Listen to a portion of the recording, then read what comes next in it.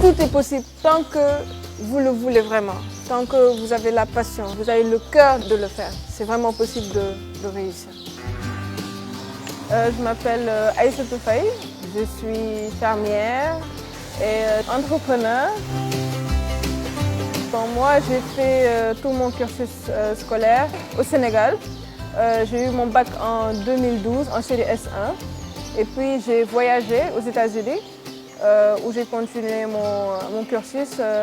J'ai eu mon bachelor et mon master en finance en 2017. Puis je suis rentrée à la suite de ça pour un peu travailler dans la finance pendant quelques mois et puis j'ai pris ce projet en main.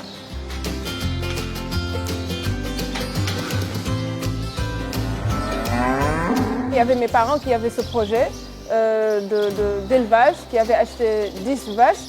Et je me suis dit que, bon, au début, je n'étais pas très intéressée, j'étais plus dans les associations. Et donc, ils m'ont conseillé en fait, d'aller visiter une foire d'élevage en France.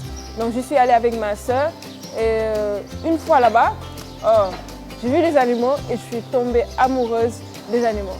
Et je me suis dit que peut-être étant une personne qui voulait participer au développement de son pays, peut-être ce serait un secteur dans lequel je pourrais réussir.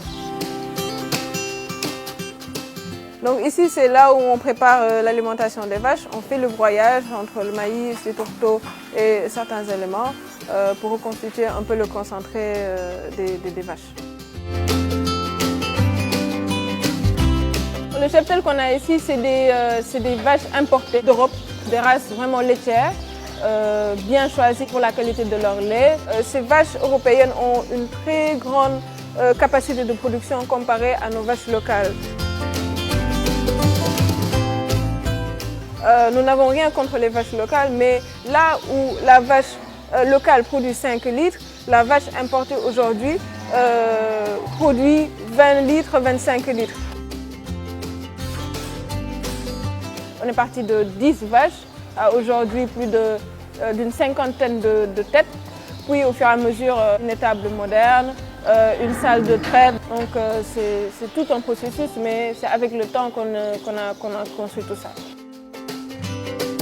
On a commencé environ par une centaine de litres.